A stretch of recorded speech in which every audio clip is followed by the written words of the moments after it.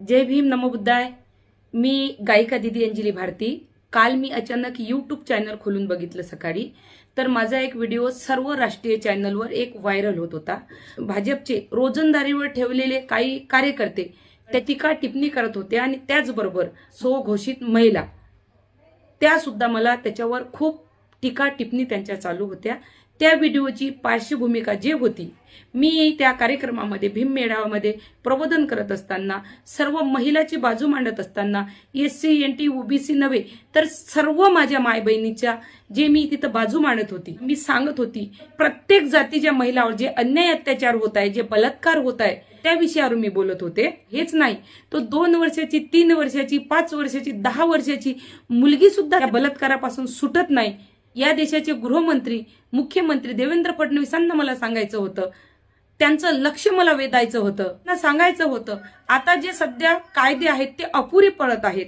महिलांच्या संरक्षणासाठी, महिलांच्या हक्कासाठी ते कायदे अपुरे पडत आहे। तरी गृहमंत्र्यांनी काहीतरी असा ठोस कायदा करावं किंवा फाशीची तरतूद करावं। तुमच्या हाती सर्व कायदे आहे, कारण तुम्ही गृहमंत्री आहात। 2-2, 3-3 वर्षाच्या पोरीवर होणारे अन्याय अत्याचार व बलात्कार थांबतील। मला हेच मुख्यमंत्र्यांना सांगायचं होतं की तुमच्या हाती सर्व कायदा असून तुम्ही कायदा का करत ना, का लक्ष देत ना, तुम्ही का त्याच्यात काही तरतूद करत ना, कधी लक्ष देणार तुम्ही? तुम्हाला हे सर्व महिलावर, लहान लहान नाबालिग पोरीवर बलात्कार होत आहे हे तुम्हाला डोळ्यानं बघायचं आहे का? तुम्ही केव्हा कठोर कारवाई करणार? केव्हा तुम्ही कायदा सक्त करणार? तुम्ही सक्त करत ना, कारण एक दिवस ह्या मुलीवर, बायांवर, पोरींवर बलात्कार होता होता एक दिवस तुमच्या पत्नीवर सुद्धा बलात्कार होऊ शकते, तेव्हा सक्त कायदा करणार आहात का? बोलण्याच्या ओघामध्ये देवेंद्र फडणवीस यांच्या पत्नीवर तुम्ही बलात्कार करा हा शब्द चुकून माझ्या तोंडातून निघालेला आहे, चुकून निघालेला आहे आणि तो योग्य नाही याची मला जाणीव झालेली आहे। त्याबद्दल मी दिलगिरी व्यक्त करते, कारण मी मुळातच फुले शाहू आंबेडकर विचाराची गायिका असल्यामुळे मी महिलाचा सन्मान करते। डॉक्टर बाबासाहेब आंबेडकरांच्या विचारांचे संस्कार माझ्यावर आहेत, पण दुर्दैवाने माझ्या बोलण्याची भावना, माझी पोट तिळक हे न बघून घेता महिला आयोगाच्या त्या काय चित्रा वाघ, ते कोणची चित्राबाई, ते कोणची नवनीतबाई आणि त्या कोणच्या चाकणकर बाई यांनी कुठली पार्श्वभूमी, माझ्या बोलण्याचा हेतू लक्षात न घेता, न जाणून घेता माझ्यावर तुटून पडल्या। आणि त्यांना मला खरंच सांगायचं आहे, खरंच तुम्हाला कोण्या महिलाबद्दल इतकं जर प्रेम असेल तर लातूरचं प्रकरण असेल, मालेगावचं प्रकरण असेल, महाराष्ट्रात विविध ठिकाणी महिलावर छोटे मोठे अन्याय अत्याचार बलात्कार होत आहेत, छोट्या छोट्या नाबालक मुलीवर बलात्कार होत आहेत, तिथे तुमची सक्रमकपणा, तुमचा असं झालंच पाहिजे, यांना अटक झालीच पाहिजे, हे तुमची तळमळ तिथे का मला दिसत नाही?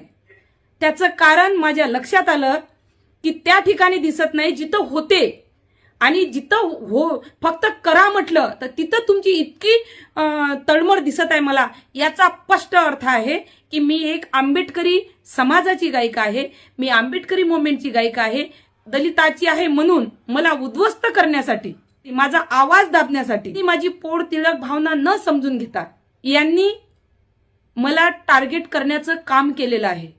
आणि हेच नाही तर BJPच्या कित्येक कार्यकर्त्यांनी मला कालपासून, मी माझा फोन स्विच ऑफ करून ठेवलेला आहे, मला धमक्या सुद्धा दिलेल्या आहे की जे तू आमच्या मंत्र्याच्या पत्नीबद्दल बोलली ते तुझ्या संग भर चौकात करू, हेच नाही तर तुझं घर उद्ध्वस्त करू, हेच नाही तर तुझं आम्ही मर्डर करू, अशा धमक्या सुद्धा मला फोनवर दिलेल्या आहे।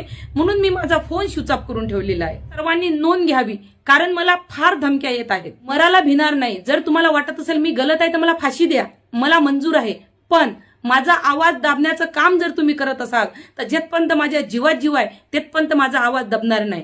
तुम्ही माझ्यावर केस करा, मला उद्ध्वस्त करा, काय करणार? माझे प्रोग्राम बंद करणार, माझं घर उद्ध्वस्त करणार, बिंदास करा तुम्ही, तरी सुद्धा माझा आवाज बंद होणार नाही।